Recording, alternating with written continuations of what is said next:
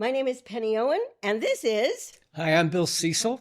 Bill Cecil, and this is episode 10 of Successful Kids, Successful Schools. And today we're going in kind of a different direction. We've talked about imagination, but I'm really going to focus on imagination today. And my program, which was very focused on imagination. But before I do that, I want to say this something that's important to Bill and I. We told you we wanted to inspire you. We wanted to entice you into thinking outside the box about education. And that's true.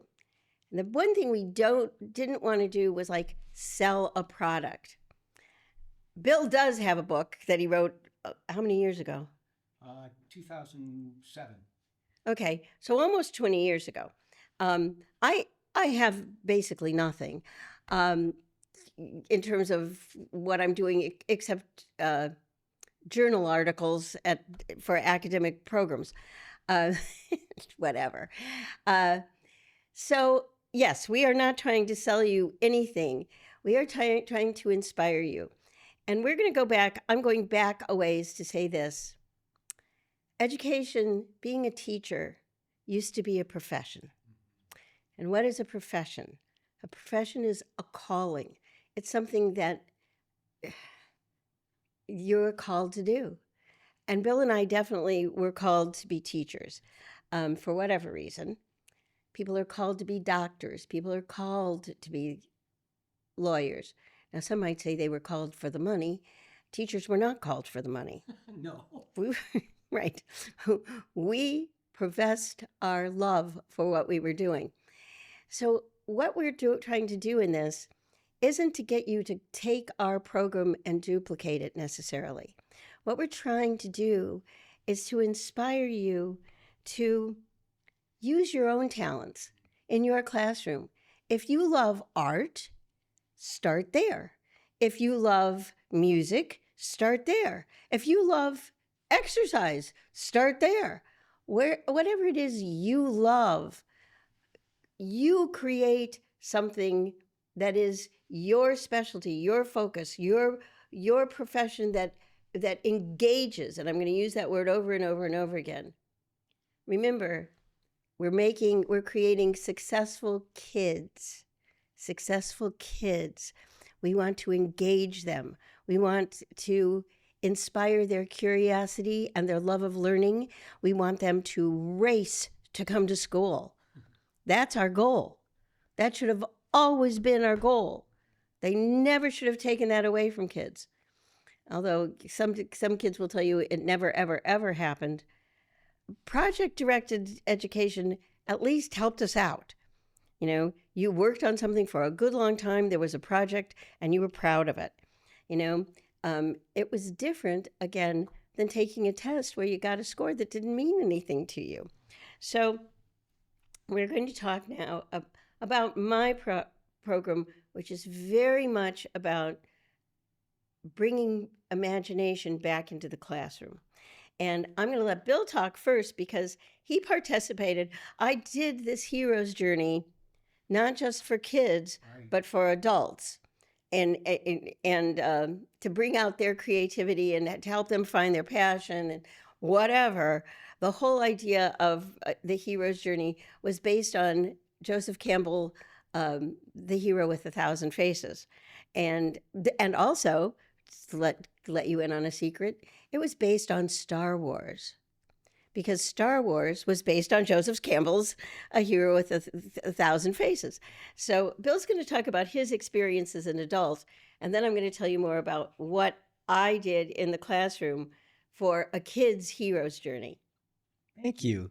Yeah, and I just want to say that what you did in my classroom was by far the coolest project I think I ever had any of my kids work on, because it totally is about imagination and working together, and it just has all the elements I think we've been talking about. So I got to experience the hero's journey with your class of college LCC students, and you asked me to come in, if I remember, just to be just another person there An to help. assistant. Yeah, to kind of assist and go through the activities with them.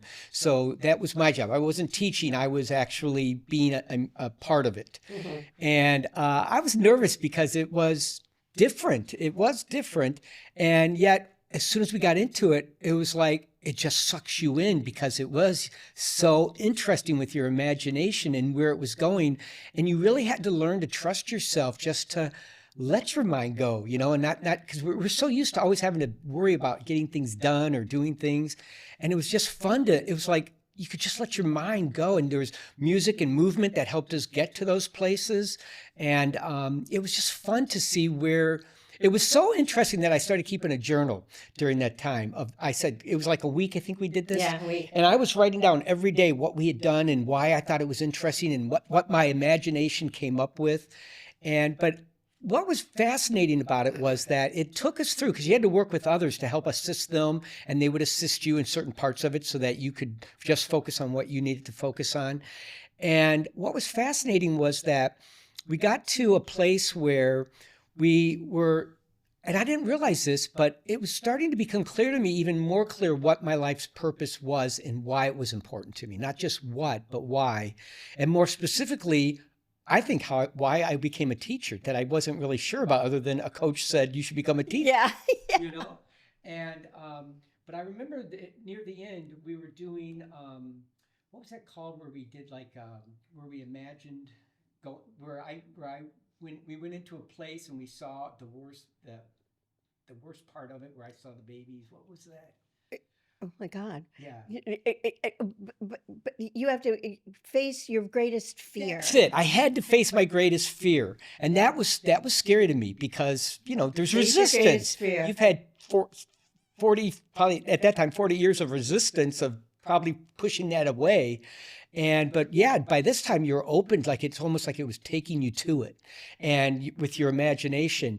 And mine was pretty gruesome when I got there, is that I had stumbled into a situation, and believe me, it doesn't get this gruesome in the elementary school, so I don't want to scare you off. This was with adults. I walked out of the woods into this open beach, and there was just slaughtered babies lying everywhere. And again, you know, it's not something I thought of. It just came, the imagination took me there. Mm-hmm. And I was horrified, obviously.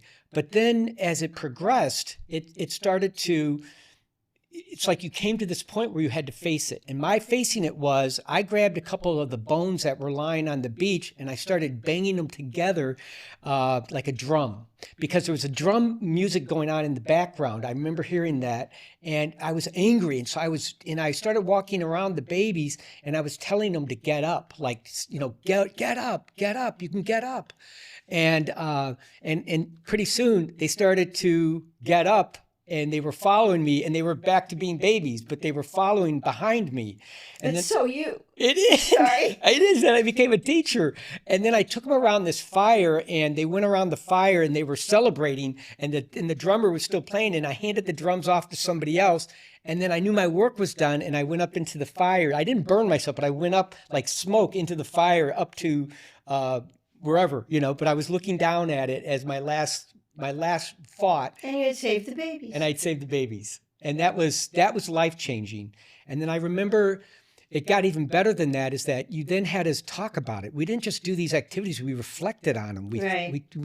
And you were sitting with us, and I reflected that, and you got, you know, I was getting emotional telling you about it. I remember having tears. Mm-hmm. And I don't usually do that in front of students, but I did. And but then I told you, you know, we had to tell you what our purpose was. And so my purpose was, because we went into one more of those imagination things, I found my purpose, and my purpose was that I was going to rekindle dead spirits or wounded spirits for the rest of my life, bring passion back into their lives, bring life back. Which is so interesting, because that's what you do. And that's what I did, I think. Yeah. Right, And I didn't realize it until that's why I got emotional, was like, oh my gosh, I did what I came to do. It was there inside of you. It just needed to come out. Yeah, and it was coming out in ways I didn't know, but that's when I consciously knew what it was, and I knew I was on the right path, and it made me relax more about what I was doing. And then you made all of us, and I'll never forget this, last thing you said to us was, you got to promise me something. You'll never abandon your purpose. You'll never abandon what you said you were going to do. And I haven't. And that's why I'm still doing it today, thanks to you. So Well, I seriously. like, okay, so the kids' version is less dramatic, but I had gone someplace, I had learned how to do this hero's journey with adults, and I said, this is going to be important to do with kids, because if I want to make successful kids, so at the time that we were, that I was creating this world, and my whole program has a long name, that it is a community of heroes builds a world of their own. Right. So there's two parts of this, and we're just right now going to talk about the community of heroes, what it is, and then later on I'll talk about how it works, and why it's important. But why I'm going to spend a moment on the why. Back during that time, we were so into the word survive. This person is a survivor. They survived. And everything was survive. And I'm like, surviving, by the way, is the lowest form of getting on in life. If you're surviving, it's bare minimal, right? The bar is very low. It's subsistence economy. You're like, the bar is very low. And so they're talking to kids using the words about surviving. And I'm thinking, this is wrong. I can't create successful kids or kids who think they're successful if all they want to do is survive. I have to make them think they're heroes. But the heroes have to be different, okay? Because at the same time, we're looking at Spider-Man. We're looking at, they were all heroes with special powers. Yeah. You can't be a hero in Joseph Campbell's life and have special powers.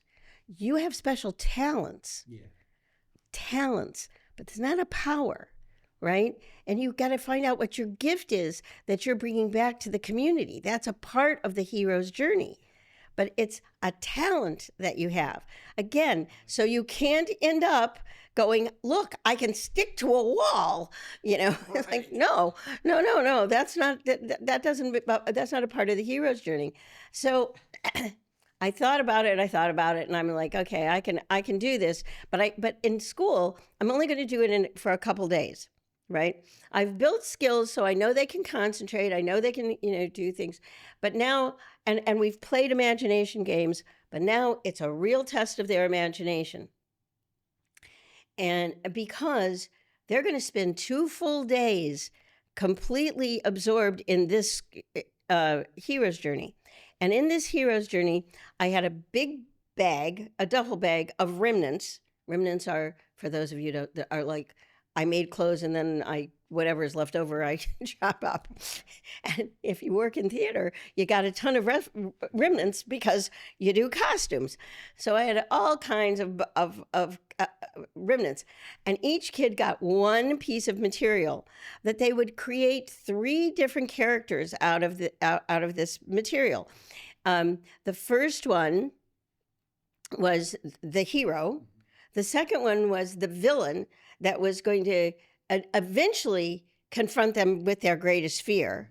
And the third one was their spirit guide, who is an animal, because kids love animals, right? Love them. And depending on the grade that they were in, their hero's journey was more sophisticated the older they got, which I will talk about later, but not today. So mostly I'm going to talk about the hero's journey for the 3rd graders. So they had 3 characters, and they could choose their own animal, right?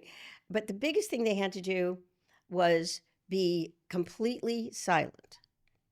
Absolute silence. Okay. Also, in this school where the first time that I did it, my first experiment with it, they had project areas, which was really interesting. The new buildings were into a project area, so there was classrooms, and then you'd go to the project area. So that meant I could have this big empty space, and we could bring some desks and we could bring some chairs in, but it didn't have to look like a classroom. It just so kids could climb on the chairs, back then, and they could climb on the desks and under the desks and into caves and create. And I had this big piece of blue material that was a river, that was just part of this world that they were all going into. And again, what was really important is that they were on their own individual journey. Mm-hmm. So you could lose, you could not become a hero if you engaged with anybody else in the class. You were on your own individual journey. I'm going to spend like 2 seconds about this because of the importance of what I call silent imagination. Mm. We were talking about listening in like two episodes ago, but we don't talk about listening to yourself. Oh, that's important. Yeah. Isn't that interesting? Cool. I mean, it's interesting that listening to yourself is like a lost art because we stick earphones in our ears. We are always on a phone. We're watching TikTok. We're doing a million things that things are talking at us. We're not hearing our own voices. Yeah, that's interesting. How can you have an imagination? Sounds tragic, yeah. You can't have an imagination if you're being interrupted all the time, right? So the importance of silence is crucial. You are on your own journey and you are in your own head and you are physically moving. And then that's another thing that's important, is that sitting still does not allow your imagination to kick in. Mm-hmm. So again, I am trying to get them to imagine this story all on their own. Okay, so the first thing they have to do is find out what it is they're after. So they have to stand on a chair that is a huge mountain. I mean, and I go through all this thing, and I'm talking them through. Okay, there's a mountain. See the mountain. Climb the mountain, and then they're climbing and climbing and climbing and climbing. Okay, and then a rope comes down from the sky, and they've got to pull on it, and the rope moves in all different directions, and so they've got to keep their balance. Yeah. Again, if they fall off, they may lose. So all these things are important to them about, because they want to know what they're after. By the end of the first day, they've discovered what it is that what their quest is all about, and in 2 seconds, I'm going to say, my doctorate, I hate to use that word, but my doctorate was about, was social anthropology, sociocultural anthropology, and I studied vision quests, and young men in many Native American tribes went on a vision quest. What are they going to bring back to the tribe? Again, also, this is also in Joseph Campbell. Yeah. So they have to bring something back. They don't know what they're after, and they find it on the end of the first day. So I'm going to sort of tie this into one particular kid's journey, and then I'll go backwards. So I had a kid named David. I mean, that really isn't his name, but that's his name for this story. And David was difficult. How so? David was difficult because he was a crybaby. Okay. He had a reason to be a crybaby. His dad never married his mom, and his dad, this is an interesting part of the story. His dad was a basketball player who was playing basketball. Oh, too much information maybe. A basketball player who was playing basketball outside of the United States. Okay. So he knew who his dad was, mm-hmm. but he didn't know, but he had no communication with his dad. His mom, I don't know how to say this nicely. His mom went through many partners. Okay. Mm-hmm. So David was just difficult. He had some baggage. He had a lot of baggage. Mm-hmm. And so at the end of the first day, he had been successful, and he had he had the biggest piece of material you could possibly have and he was playing, at that point, he was only playing his hero, right? So you just climb up, you find it, and then you announce, then the one thing you announce to the class is what you are after. And he just screams out, I need to find lost souls. I'm like, oh my gosh. Third grade. third grade, lost souls. I'm like, whoa, this is pretty heavy. Where are we going? Okay, so he's going to find lost souls, but happy as a clam. Yeah. I mean, like, I'm finding lost souls, and he really, gets convinced he can do it. So then we do the next day. We're doing what is the end of the story. So all of my lesson plans have a storyline, and they always come to a climax. The climax of the first day is, what are you after? Yeah. Okay, so David comes in the next day, and he is crying like he's 4, and I'm like, oh God, okay. And I make it worse by I put them in different places, around the room to start the story, and I put him in something that he decided was a cave. Well, it was a cave in our imaginations. Yeah. And he was like, I can't go in there. And not only that, I can't dress I don't know how my costume is supposed to look. I can't do this. I can't do this. I quit. And I'm like, well, I know how you dress, what your costume was. And so the minute I put his costume on, he was like, totally. It was the most amazing thing. It's like, and now I am my hero again. That's the whole point. I'm back. Yeah. And in the middle of my dressing him, here's the story, and I want to tell it because I'm like, how cruel adults are. So the man that was his mother's partner at the time, they broke up the night before, and that man took all of the presents that he had brought for the kids with him as he deserted the family. Like, I'm done, and you know what I bought you? It really was never yours in the first place. So, the kid had so much trouble when he started this journey. I'm like, and at this point, it was one of the first times I had done it with kids. And I'm like, oh, this is not going to work, and it's going to be failed, and it's going to be awful. And I'm like, oh, please. Okay. But I got him dressed, and I said, throw that away, because you're on a journey, right? What are you looking for? Lost souls. Okay. Well, you find those lost souls and things will be better. So in the journey, there are 3 events. There's one event where the hero feels successful. Mm-hmm. And they also, by the way, have to create 2 other characters. They have to create their enemy, mm-hmm. right? With the same piece of material, and they have to create their animal.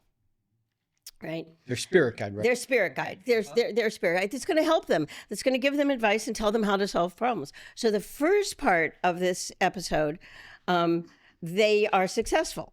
Okay. The second part of it, they are not successful, and the enemy has control of them. And then the third part, they have it gets even worse. So they are like at the bottom of the bottom with only their spirit guide to help them out, right? And then the resolution is, okay, you're at the bottom. Yeah. Now you've got to find a solution. Here's the thing. And I want to have an aside in this for a minute before I get back to David. So at the time, all of these kids are moving around the room enacting their hero's journey, right? And the principal walks in, and I am, and this room looks like chaos because I can only imagine. They're all moving around. They're all telling their own stories. They switch characters whenever they want to. Right. I don't tell them when to. It's like if you want to feel like you want to be the villain, then you can be the villain now. If you want to be the spirit guide, you can be the spirit guide now. So they're doing all kinds of different things. But the only rule is you can't focus on anybody else. You can't talk. Yeah. Right? Yep. You are in that story, and your imagination, you can imagine the words you're saying, right, but you can't say them out loud. So the principal, his name was Stan Bump. Stan Bump, tall, athletic guy. I know him. He was a good principal. Oh, he's a great principal. Yep, good guy. He comes in, and all I can think is, he's going to kick me out of my entire program that I've set up, that I've spent. I left my tenure track job to do this, and I'm going to be gone in a matter of seconds, right? And so he comes in, and he stands through this whole experience until it's over. And I'm like, oh my God, no. But the thing is, no kid talks. Everybody's completely absorbed in their hero's journey. And David is more active than any other kid, right? Not crying, being bold, being trapped, getting free, the whole thing. And then at the end, I asked them to announce what have they discovered. And David shouts out, I have found the lost souls. I am the finder of lost souls. And Mr. Bump looked at me and he said, they're very focused. That was kind of amazing. And I'm like, oh, thank you, God. Thank you. There's the door. Yeah, thank you. It worked. The thing is, I did it for 20 years after that, more than 20 years.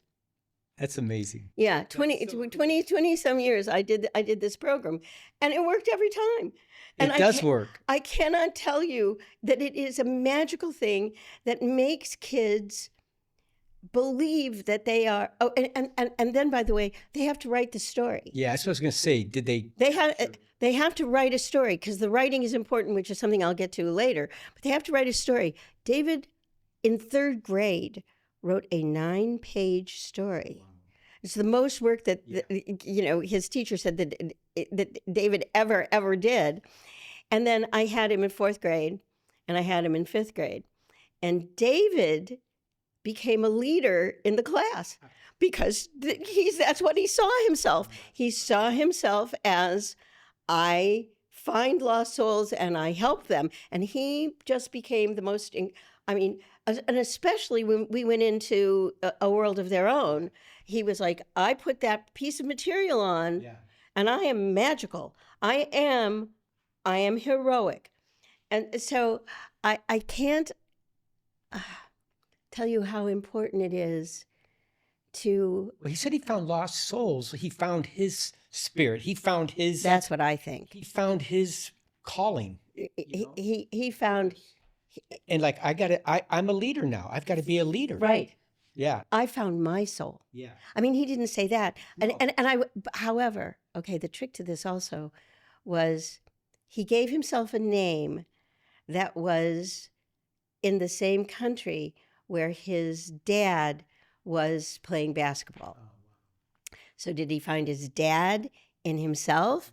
I mean, the thing is, we can deal with this forever. Yeah. But the fact was, David went from being a crybaby to being one of the strongest kids in the class because he visualized himself as being a hero.